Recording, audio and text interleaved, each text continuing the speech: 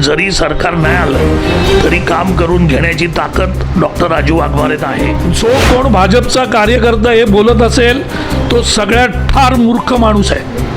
असं कधीच मुख्यमंत्र्यांनी कुठची गोष्ट केलेली नाही. हा जो दोष आहे, हा जर तुम्हाला दोष, हा वरळीतला गोंधळ झालाय, हा कोणामुळे झाला? वरळीत लोकप्रतिनिधी कोण आहेत? मी अमेरिकेत शिकलो. अमेरिकेतून आल्यावर ह्या प्रोजेक्टचा पाठपुरावा हाती घेतला आणि मी इथे आल्यानंतर माझे स्वतःचे 8-10 फ्लॅट असून या मुंबईत, कारण मी डॉक्टर आहे, अमेरिकेत भरपूर पैसे कमवले. इथे 10 फ्लॅट आहेत, पण मी फ्लॅटमध्ये अभिषेक राहिलो नाही. व्हिडिओचे प्रायोजक आहेत लाईफलाईन सर्व्हिसेस, स्वच्छ टँक, स्वच्छ पाणी.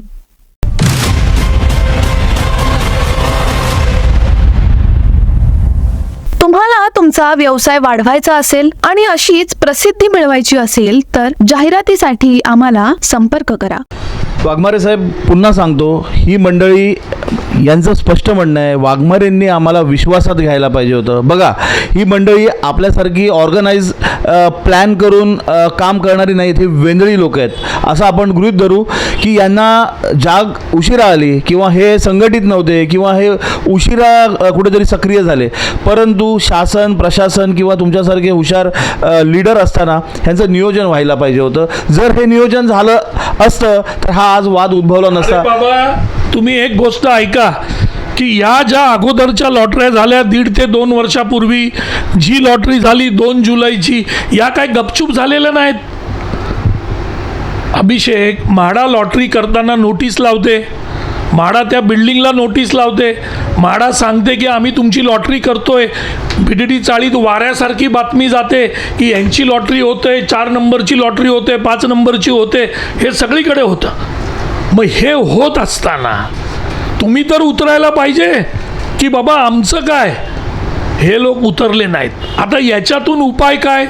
तर हे लोक ज्यावेळी माझ्याकडे आले त्यावेळी मी त्यांना काय सांगितलं, मी खरं बोलणारा माणूस आहे, मला इथे गुळ लावायला आवडत नाही आणि मी खोटं कधीच बोलत नाही. मी त्यांना स्पष्ट सांगितलं की 1 नंबर फेजमध्ये आता रूम शिल्लक नाही. रूम आहेत 400. तुम्ही सगळे मिळून जर रूम केले ते 1163 होतील. कोणाला मिळणार? जे पहिल्यांदा आले त्यांना आपण लॉटरी दिली. तुमच्या पुढे एक पर्याय आहे, सांगितलं मी, की जांभोरी मैदानच्या समोरच 2 नंबर फेज आहे. तर त्या 2 नंबर फेजमध्ये आपण तुमच्या सगळ्यांची लॉटरी काढू. म्हणजे तुम्ही जवळच असाल आणि तुम्ही ज्या जांभोरी मैदानच्या समोर जे 30-40 नंबर कुठच्या ते मला काल सांगत होते, त्या बिल्डिंग नंबर 50, 51, 52, बोलो तिकडे 2 नंबर फेज आहे, तिकडे तुमच्या सगळ्यांना एकत्र 2 नंबर फेजमध्ये आपण लॉटरी काढून घेऊ. म्हणजे तुम्ही अजून जास्त लांब जाणार नाहीत. मी त्यांना हे पण सांगितलं सगळ्यांना की बघा, तुम्ही आत्ताच 2 नंबर फेजची लॉटरी काढून घ्या. तुम्ही जर लेट केलात तर उद्या त्या 2 नंबर फेजमध्ये दुसऱ्या लोकांनी लॉटरी काढून जर ते तिकडे आले तर मग तुम्ही काय करणार? त्याच्यापेक्षा आंदोलनाच्या भूमिकेत न येता सामोपचाराने आपल्याला हा प्रश्न मिटवला पाहिजे. का तुम्हाला सांगतो, नायगावला काम जोरात चालू आहे. का चालू आहे?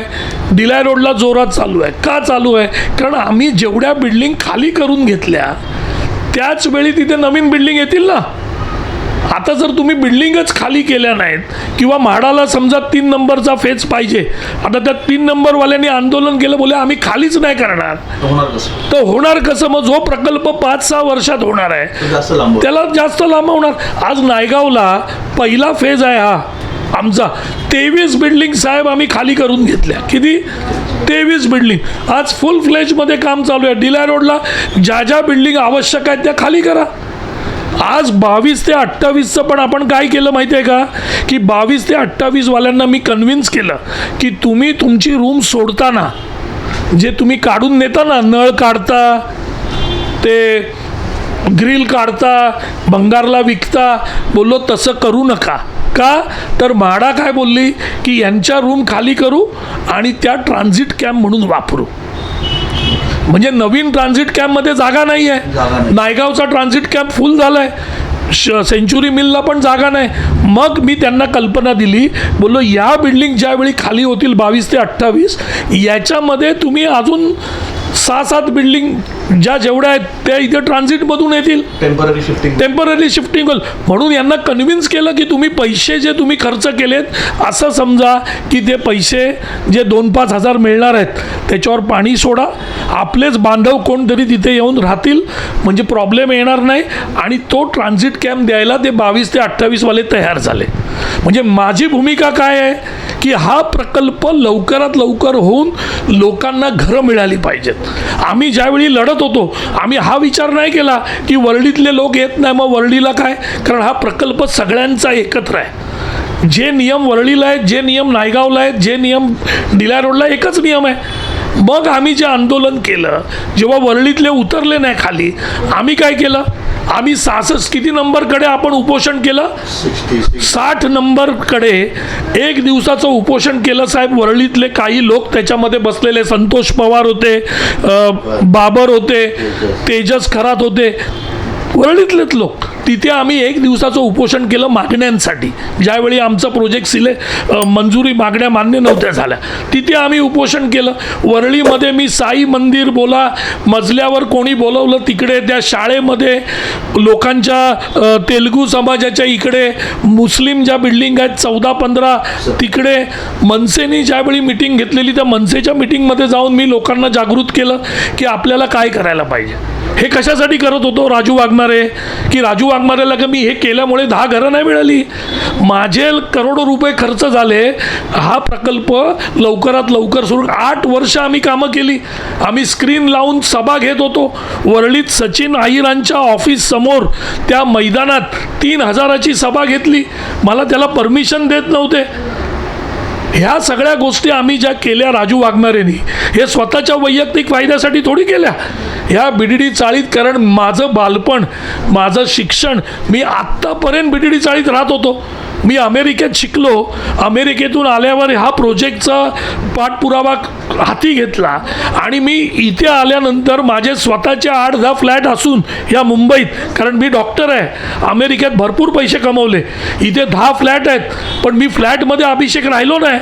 मी माझी बिल्डिंग तुटेपर्यंत याच BDD चाळीत राहिलो आणि याच BDD चाळीत हा ज्यावेळी माझी बिल्डिंग तुटली त्यावेळी मी दुसरीकडे राहायला गेलो. व्हिडिओचे प्रायोजक आहेत लाईफलाईन सर्व्हिसेस, स्वच्छ टँक, स्वच्छ पाणी. डॉक्टर साहेब, आपण सर्व माहिती दिलीत, आपल्या भावना देखील समजतात. विषय असा आहे की लोकांच्या अपेक्षा तुमच्याकडून वाढल्या. तुम्ही आता सरकार पक्षाचे उपनेते, प्रवक्ते आहात, त्याच्यामुळे देखील कदाचित हा लोकांच्या अपेक्षेमुळे कदाचित हा वाद उद्भवला असेल. आता याचा सॉर्ट आऊट कसं करायचं? मी मगाशी पण तोच प्रश्न विचारला की सांगतो ना, याच्यावर उपाय असा आहे की आता झालेल्या ज्या लॉटरी आहेत तिथे राहणारे लोक कोण आहेत? उबाटाच्या लोकांनी त्या लॉटऱ्या करून घेतल्यात, आदित्य ठाकरेंनी करून घेतल्यात, ते त्यांच्याच आमदारांनी, त्यांच्या शाखा प्रमुखांनी त्या लॉटऱ्या करून घेतल्यात. मग ते लोक कोणाचे आहेत? BDD चाळीतले आहेत ना. मी पक्षावर जात नाही, शेवटी ते राहणारे आता BDD चाळीतले आहेत. त्यावेळी तुम्ही लोकांनी बोलले नाहीत. आता तुम्ही काय म्हणताय की त्यांच्या लॉटऱ्या कॅन्सल करा आणि आम्हाला तिकडे पाठवा. आता हे जर करायचं बोललं तर हा निर्णय शासनाचा आहे. हा राजू वाघमारे हा निर्णय नाही घेऊ शकत. तुम्हाला तुमचा व्यवसाय वाढवायचा असेल आणि अशीच प्रसिद्धी मिळवायची असेल तर जाहिरातीसाठी आम्हाला संपर्क करा. पण शासनावरती सरकार म्हणून पालकत्व एक असतं. आता ह्या सर्व ही मंडळी समजा त्यांना थोडं ज्ञान कमी असावं, ह्यांना हा विषय समजला नसावा. म्हणून मी काय त्यांना सांगतो अभिषेक, मी त्यांना हात जोडून सांगितलं की बाबांनो, आता तुम्ही 2 नंबर फेज म्हणजे फक्त रस्त्याच्या पलीकडच्या बाजूला बघा, वरळीमध्ये जिथे फर्स्ट फेज आहे त्याच लाईनीत जांभोरी मैदान आहे, त्याच्याच समोरच्या म्हणजे रस्त्याचा फक्त रस्ता क्रॉस करून समोरच्या बाजूला 2 नंबर फेज आहे. तर त्या 2 नंबर फेजमधली लॉटरी आपण काढून घेऊ. तुमच्याबरोबर मी येतो, आपण ही लॉटरी काढू आणि तिथे तुमचं पुनर्वसन जे होणार आहे ते तिकडे करून घेऊ. हा त्याच्यामध्ये उपाय आहे. हा उपाय नाही की 2 वर्षापूर्वी ज्यांच्या लॉटऱ्या काढल्यात त्या सगळ्यांना कॅन्सल करा. का तर आज मी उभा राहिलो आणि आज मला कळलं की नाही, मला इकडे पाहिजे. असं हुकुमशाही तर होऊ शकत नाही. त्यावेळी करायला पाहिजे होतं, ते नाही झालं. झालं. पण माझी त्यांना परत विनंती आहे की ते पण BDD चाळीतले आहेत, तुम्ही पण BDD चाळीतले आहेत. पोलीस जरी असले तरी ते प्रकल्पामध्ये ज्यावेळी समाविष्ट होतात त्यावेळी प्रकल्पाच्या सगळ्या सोयी आणि ज्या नियम आहेत ते त्यांना पण तेच लागू होतात. त्याच्यामुळे आपण तिथे भेदभाव नाही करू शकत. माझ्याकडे नायगावला सगळ्यात पहिली बिल्डिंग पोलिसांची खाली केली. मग आम्ही भांडलो का की पोलिसांना तुम्ही का देताय? आम्ही भांडलो नाही अभिषेक, कारण शेवटी तो प्रकल्पाचा भाग आहे. त्याच्यामुळे माझी त्यांना विनंती आहे की जेवढं आपण भांडत बसू, जेवढं आपण आंदोलनाची भाषा करू, तेवढा या प्रकल्पाला उशीर होईल. सगळ्यांनी एकत्र या. 2 नंबरमधली ती लॉटरी काढा.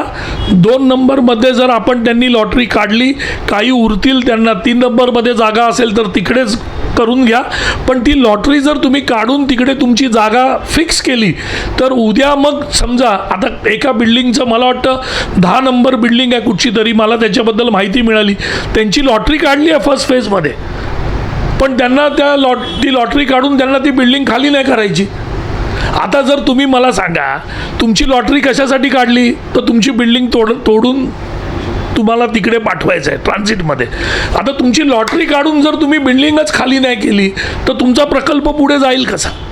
आता वाघमारे साहेब, एक प्रश्न आला निर्माण झाला. मध्यंतरी आम्हालाच आमच्या चॅनलला बाईट दिली का भाजपच्या तिथल्या लोकल कार्यकर्त्यांनी जे त्या इमारतीमधील रहिवाशी देखील आहेत BDD चाळीतील, त्यांचं असं म्हणणं मुख्यमंत्री चांगले आहेत, मुख्यमंत्री कोणालाच नाही म्हणत नाहीत, जो येईल त्याचं वेलकम, तुझं पण काम होणार, तुझं पण होणार, तुझं पण होणार. त्याच्यामुळे हा घोळ वाढला आहे. कुठेतरी कोणाला तरी नाही म्हटलं गेलं पाहिजे होतं आणि नाही न म्हटल्यामुळे हा वाद वाढतोय आणि तो वाद चिघळला. आज आंदोलनाची भाषा, मतदानावर बहिष्काराची भाषा, त्याशिवाय यामिनी जाधव यांच्यावरती देखील आरोप केला. यामिनी जाधव त्यांच्याकडे कोण जाणारी लोक आहेत त्या BDD चाळीतील लोकांना मुख्यमंत्र्यांपर्यंत घेऊन जाऊन बसवतात, श्रीकांत शिंदेंकडे बसवतात आणि त्याच्यानंतर त्याचा परत ते सगळं रिवाईज होतं, परत ते हा गोंधळ त्याच्यामुळे वाढतोय असं त्यांचं म्हणणं होतं. जो कोण भाजपचा कार्यकर्ता हे बोलत असेल तो सगळ्यात फार मूर्ख माणूस आहे. असं कधीच मुख्यमंत्र्यांनी कुठची गोष्ट केलेली नाही. हा जो दोष आहे, हा जर तुम्हाला दोष हा वरळीतला गोंधळ झाला आहे, हा कोणामुळे झाला? वरळीत लोकप्रतिनिधी कोण आहेत? आदित्य ठाकरेजी आहेत. वरळीत लोकप्रतिनिधी कोण आहेत? सचिन आईर आहेत, सुनील शिंदे आहेत, खासदार आहेत अरविंद सावंत. मग हा घोळ या लोकांकडे लक्ष द्यायचं काम कोणाचं आहे? यांनीच मतं देऊन त्यांना निवडून दिलं. मग त्यांनी यांच्याकडे का लक्ष दिलं नाही हे त्यांनी स्पष्ट दिलंय ना, की त्यांनी आमच्या गंभीर दखल घेतली नाही म्हणून. हे रायटिंगमध्ये आहे. त्याच्यामुळे हा मुख्यमंत्री किंवा श्रीकांत शिंदेचा दोष नाही. हा जो दोष आहे हा संपूर्णपणे तिकडच्या लोकप्रतिनिधींचा आहे. त्यांनी याच्यामध्ये वेळीच लक्ष घालायला पाहिजे होतं, ते लक्ष घातलं नाही. ती 2 जुलैची लॉटरी किंवा 1.5 ते 2 वर्षापूर्वीची लॉटरी कोणाच्या सांगण्यावरून झाली? आदित्य ठाकरेंच्या सांगण्यावरून झाली. मग ती जी लॉटरी झालेली आहे तीच या लोकांना मान्य नाही. मग हे चूक कोणी केली? ही त्यांनी केलेली चूक आहे. मुख्यमंत्र्यांचं नाव घेण्याचं किंवा श्रीकांत शिंदेंचं नाव घेण्याचं किंवा डॉक्टर राजू वाघमारेंचं नाव घेण्याचं काही कारणच नाही. कारण या लॉटरी आम्ही नाही करून घेतल्या, ह्या अगोदर केलेल्या लॉटऱ्या आहेत. ज्या लोकप्रतिनिधींनी तुम्ही त्यांना निवडून दिलं त्या आदित्य ठाकरेंनी केलेल्या लॉटऱ्या आहेत, त्या सचिन आईरनी केलेल्या लॉटऱ्या आहेत, त्या सुनील शिंदेंनी केलेल्या लॉटऱ्या आहेत. मग त्या ज्या लॉटऱ्या त्यांनी करून घेतलेल्या आहेत त्यांना तुम्ही बोला. आम्ही तर आत्ता आलो, माझ्याकडे 22 ते 28 मधले लोक आले. माझ्याकडे जो BDD चाळीतला रहिवासी येईल त्याला मदत करणं मी माझं परम कर्तव्य समजतो आणि म्हणून मी त्यांना मदत केली. बरं, त्यांना जी मदत केली ते कोणाची घरं तोडून नाही केली, तिथे खालीच होते तेवढी घरं. आणि ज्यावेळी ती घरं खाली होती त्यावेळी 1 ते 7 मधला किंवा 21 आणि 29 मधला एकही जण माझ्याकडे आला नाही ज्यावेळी ते लोक आले. त्याच्यामुळे जे आले त्यांचं काम केलं आणि मुख्यमंत्र्यांची भूमिका कधीच अशी नाही की त्यांनी गोंधळ नाही केला. हा गोंधळ कोणी केला? अगोदरची लॉटरी ज्यांनी काढून घेतली, 2 जुलैची लॉटरी ज्यांनी काढून घेतली, हा त्यांचा दोष आहे. आमचा दोष काय आहे? आमच्याकडे जे आले मदतीला हे जर अगोदर आले असते तर त्यांना काम केलं असतं त्यांचं. लक्षात घ्या, जे आले त्यांचं काम करणं आपलं काम आहे. आता आमच्याकडे नायगावमध्ये काय झालं तुम्हाला सांगतो. नायगावची परिस्थिती, नायगावला आमच्याकडे शेवटच्या फेजमध्ये साहेब फक्त 1400 घरं शिल्लक होती. किती? 1400.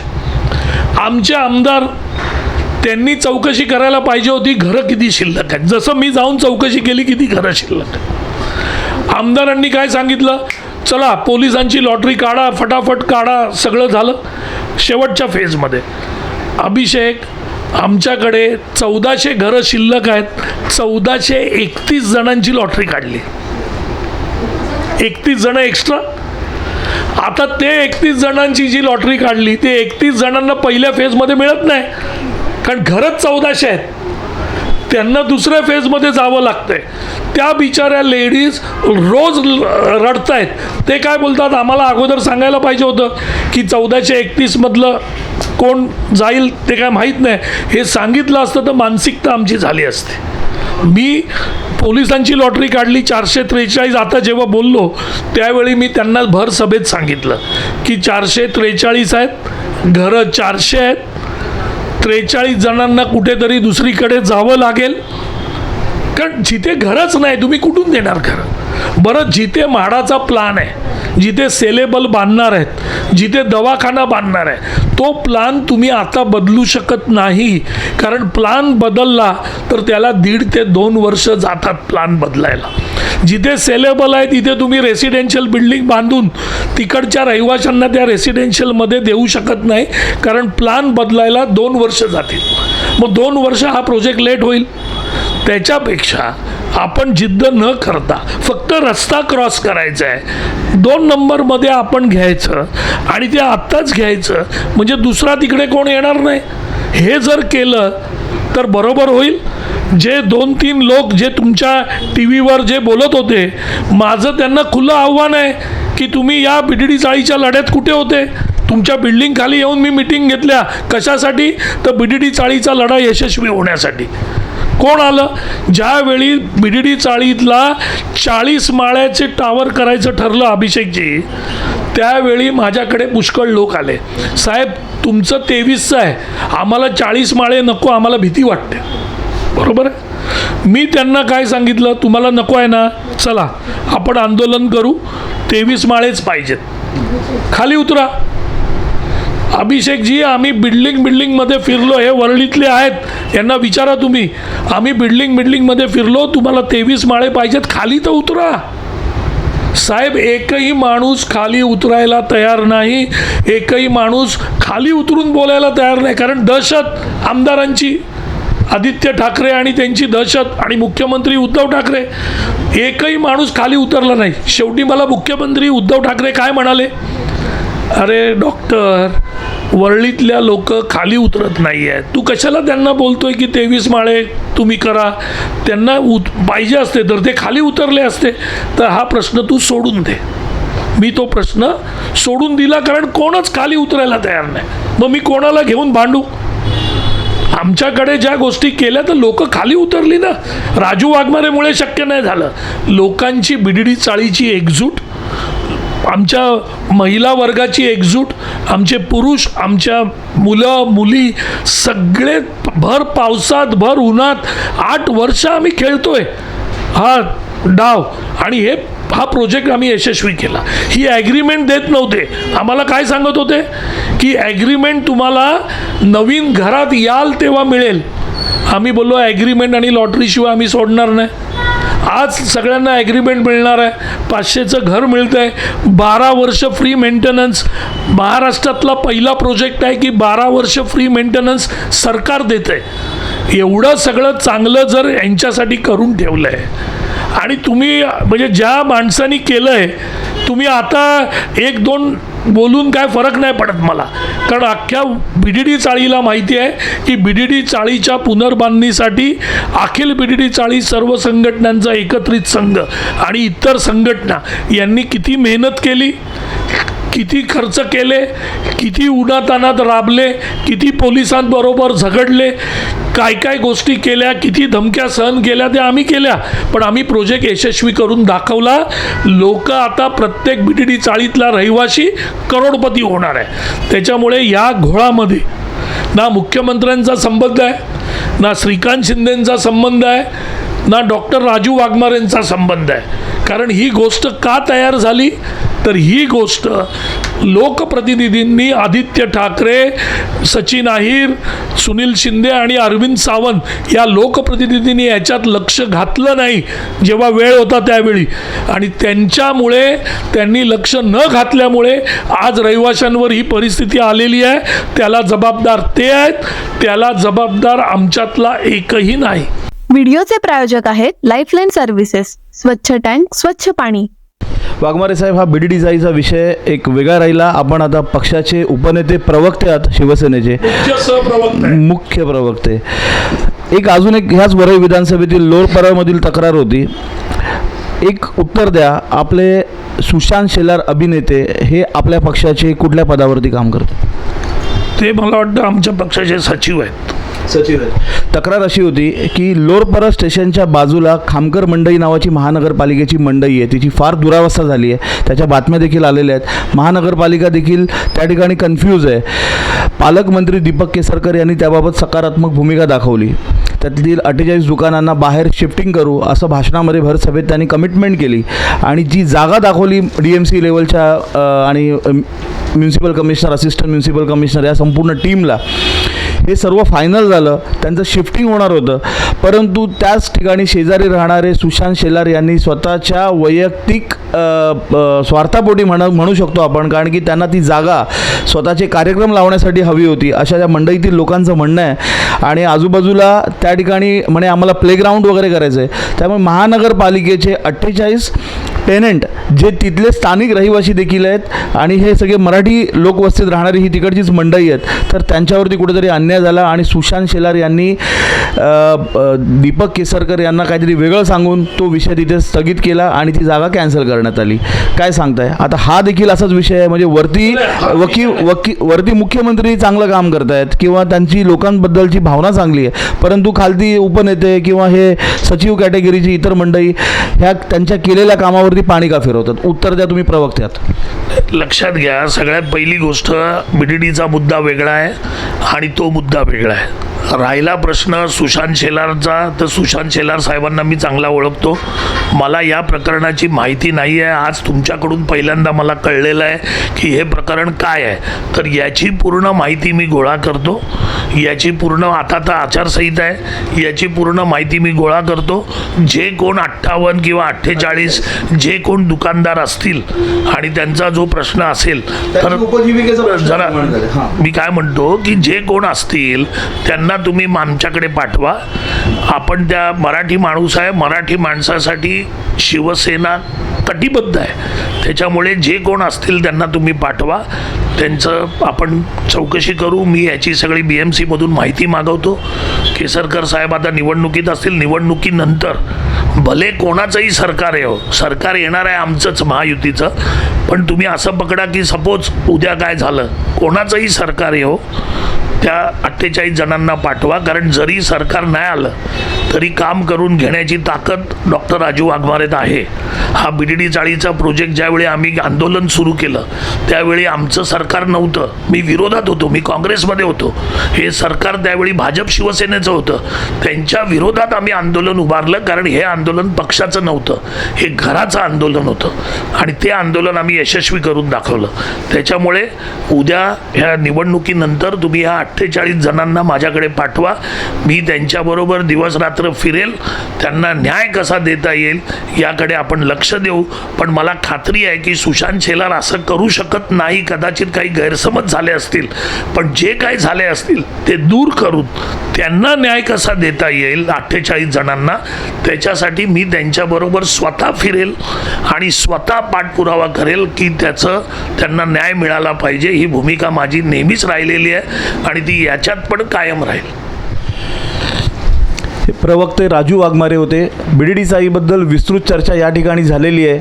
हा सगळा घोळ कसा मिटणार हे वेळेवरच आपण सोडू. यानंतरच्या इतर भूमिका राजू वाघमारे जर काही असतील आपण त्या वेळोवेळी स्पष्ट करा. या इंटरव्ह्यूचं किंवा ह्या बातमीचं कारण एकच की ह्या सर्व रहिवाशांनी गुण्यागोविंदाने आपल्या घरात राहायला गेलं पाहिजे, एक पीसफुल पोझिशन त्यांना मिळालं पाहिजे. कुठेतरी संभ्रम नको, दुःखी नको. लोकांनी निषेधाचे बॅनर लावलेत, लोक संताप व्यक्त करतात, अशा देखील ह्या भावना होत्या वाघमारे साहेब. कॅमेरा पर्सन आयुष लोकरेसह मी अभिषेक शिंदे, साऊथ मुंबई न्यूज, चेहरा मुंबईचा. साऊथ मुंबई विभागातील घडामोडी जाणून घेण्यासाठी साऊथ मुंबई न्यूज चॅनलला लाईक, फॉलो, शेअर आणि सबस्क्राईब करा आणि बेल आयकॉनवर क्लिक करून ऑल करायला विसरू नका.